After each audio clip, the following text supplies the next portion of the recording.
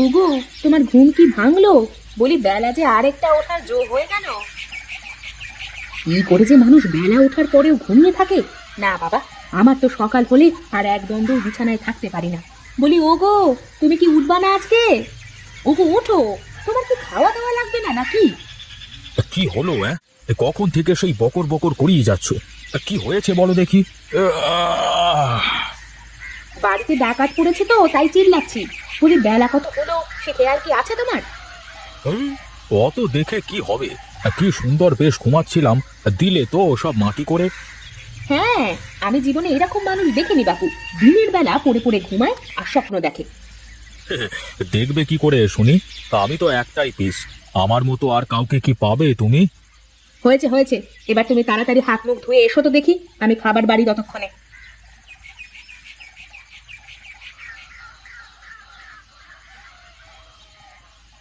গিন্নি, তোমার হাতের রান্না দিন দিন কেমন যেন হয়ে যাচ্ছে।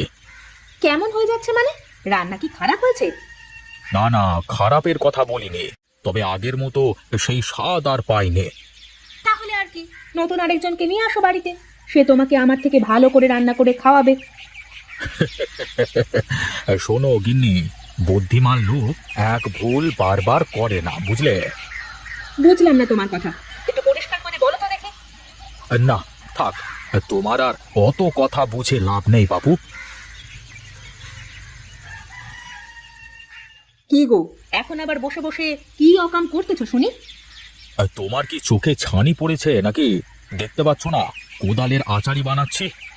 তা কোদালের আচারি বানিয়ে কি করবা শুনি?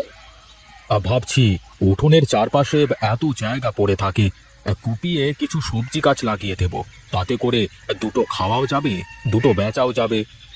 তোমার আবার এই বুদ্ধি আসলো মাথায় কবে শুনি? ধুত তেরিকা, তোমার দেখি আমার কোনো কাজই সহ্য হয় না। সহ্য হবে না কেন? আমি যখন বলি তখন তোমার কাছে এগুলো অকাজ মনে হয়। ওই দেখো, চালের ওপর একটু তাকায় দেখো তো। এ কি, এ তো অনেক কুমড়ো ধরেছে। হ্যাঁ, তোমার তো ওদিকে চোখ নেই, দেখো কত কুমড়ো। এত কুমড়ো তো আমরা খেয়ে ফুরাতে পারবো না গিন্নি। কিছু কুমড়ো তো বিক্রিও করা যায়, তাই না? হ্যাঁ, তা তো এখন করাই যায়, কারণ বিক্রি করলে যে টাকা কয়টা তোমার পকেটে ঢুকবে, আমার তো কষ্ট করাই সার। শোনো গিন্নি, এখন থেকে তুমি আর আমি দুজনে মিলে বাড়ির আশেপাশে যেসব জায়গা পড়ে আছে সবখানে সবজির চাষ করব। তাতে করে আমাদের সংসারের অনেক খরচ বেঁচে যাবে। যাক, তোমার তাহলে একটু হলেও সুবুদ্ধির উদয় হয়েছে, আমি এতেই খুশি। তুমি তোমার কাজ করো, আমি একটু ওদিকটা দেখে আসি। ও বিনোদদা, আরে ও বিনোদদা, একটু দাঁড়াও দাঁড়াও। কি রে, কি হয়েছে? ডাকছিস কেন? বলি, ডাকি কি আর সাধে? মাথা থেকে কুমড়োর ঝুড়িটা আগে নাবাও দেখি।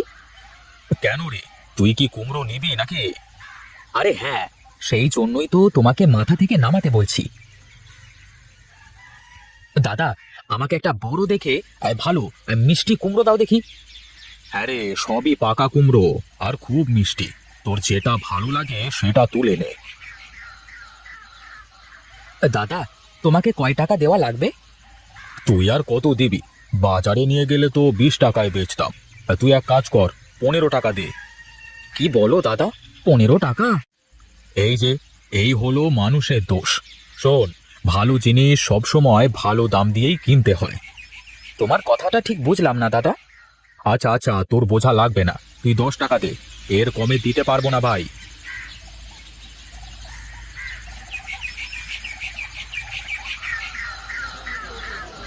যাক, সব কুমড়ো কেমন দেখতে দেখতে বিক্রি হয়ে গেল, বেশ কয়েকটা টাকাই তো হয়ে গেল। কি দাদা, সব কুমড়ো বিক্রি হয়ে গেল তো? হাত ভর্তি টাকা মনে হচ্ছে। হ্যাঁ রে, বেশ কয়েকটা টাকাই তো বিক্রি করে ফেললাম। তা বাড়িতে কি আরো কুমড়ো আছে নাকি এ কটাই? আরও আছে, আজ অল্প করেই নিয়ে আসলাম, কালকে আবার কয়েকটা নিয়ে আসবো। তা কতটুকু জমিতে লাগিয়েছো দাদা? আরে না না, তোর বৌদি বাড়ির পাশে লাগিয়েছিল দুটো গাছ, তাতেই এত ধরেছে। তাই বলো? এই টাকার আসল মালিক তো তাহলে বৌদি। হ্যাঁ রে হ্যাঁ, বাড়িতে গিয়ে যে আমাকে পই পই করে হিসেব দিতে হবে। থাক, তাহলে আর কিছু বললাম না, তুমি যাও তাড়াতাড়ি, বাড়িতে যাও। হ্যাঁ হ্যাঁ, যাবো যাবো, কিন্তু তার আগে যে আরো কাজ আছে রে। আমার যে অনেক জনের টাকা উসুল করতে যেতে হবে। ঠিক আছে দাদা, এখন আমি চলি তাহলে। তুমি কাল কিন্তু আমার জন্য বড় দেখে একটা কুমড়ো রেখে দেবে। হ্যাঁ, দাম যা নেবে নিও, কিন্তু থাকে যেন। আচ্ছা আচ্ছা, ঠিক আছে, মনে থাকবে।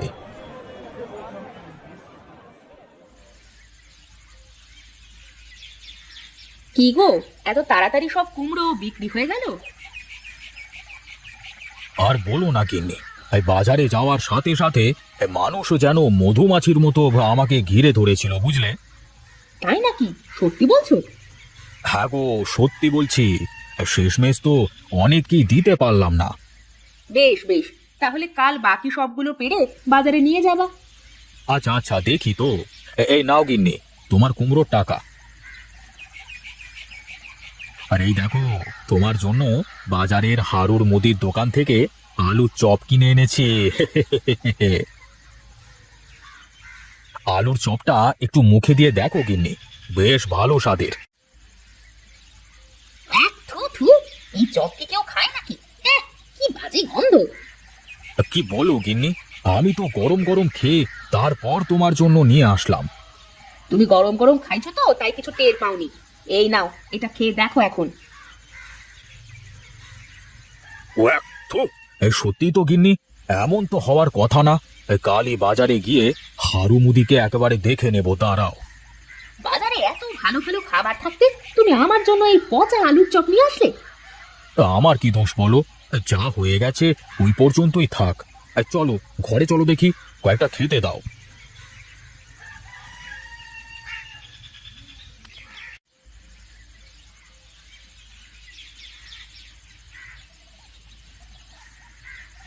ওগো, শুনতেছো? তাড়াতাড়ি একটু বাইরে আসো, দেখো এ কি কাণ্ড হয়েছে। কি হয়েছে গিন্নি? এই সাত সকাল করে গলা ফাটিয়ে চেঁচাচ্ছ কেন? কি জন্যে চেঁচাচ্ছি তুমি দেখতে পাচ্ছ না? কই, কি হয়েছে? ওই দেখো, উঠানে আলুর চপের গাছ হয়ে গেছে। কত আলুর চপ ধরেছে, দেখো দেখো। এ কি, এটা কি করে হয়? আমার তো বিশ্বাসই হচ্ছে না। আমিও তো প্রথম দেখে নিজেই নিজের চোখকে বিশ্বাস করতে পারছিলাম না। দেখো তো গিন্নি, এই চপগুলো খাওয়া যায় কিনা। না গো, আমার অত শখ নেই, যদি পাগল টাগল হয়ে যায়। আচ্ছা আচ্ছা, আমি খেয়ে দেখি তো কি হয়। বাবা বাবা বাহ, কি স্বাদ! গিন্নি, একটা খেয়েই দেখো। তোমাকে যেমন আলুর চপ খাওয়াতে চেয়েছিলাম, ঠিক তেমন স্বাদের আলুর চপ হয়েছে। দেখো দেখো, খেয়ে দেখো। তাই তো, এই চপের তো অনেক স্বাদ। আমাদের মনে হয় কপাল খুলে গেল গিন্নি। এখন থেকে রোজ এই আলুর চপ বিক্রি করে অনেক টাকা পাবো। বাজারে পচা আলুর চপ থেকে গাছ, আমার তো বিশ্বাসই হচ্ছে না। গিন্নি, যা হয় ভালোর জন্যই হয়। এখন চপগুলো সব তুলে একটা কিছুতে দাও দেখি, বাজারে নিয়ে যেয়ে বিক্রি করে আসি। ঠিক আছে, তুমি হাত মুখ ধুয়ে আসো, আমি চপগুলো সব তুলে দিচ্ছি। কি দাদা, আলুর চপ বিক্রি শুরু করলে আবার?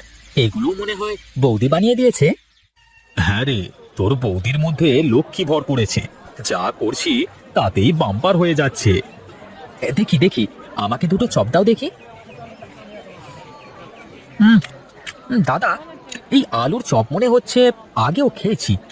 স্বাদটা কেমন চেনা চেনা লাগছে। তাই নাকি রে? তা বল দেখি, কেমন স্বাদের আলুর চপ? ও হ্যাঁ, মনে পড়েছে দাদা, হারু মুদির আলুর চপ আর তোমার এই চপের স্বাদ একদম একরকম। হ্যাঁ রে হ্যাঁ, তোর বৌদি হারুর আলুর চপ খেয়ে তারপর এরকম করে বানিয়ে দিয়েছে। বেশ বেশ দাদা, তোমার তো কপাল খুলে গেছে। হ্যাঁ, বৌদি তো তোমাকে বড়লোক বানিয়েই ছাড়বে মনে হচ্ছে। দেখি কতদূর কি হয়। তোকে কি আর একটা চপ দেবো রে? না দাদা, থাক, আবার পরে খাবো। এখন তাহলে আমি চলি। এই নাও তোমার চপের দাম।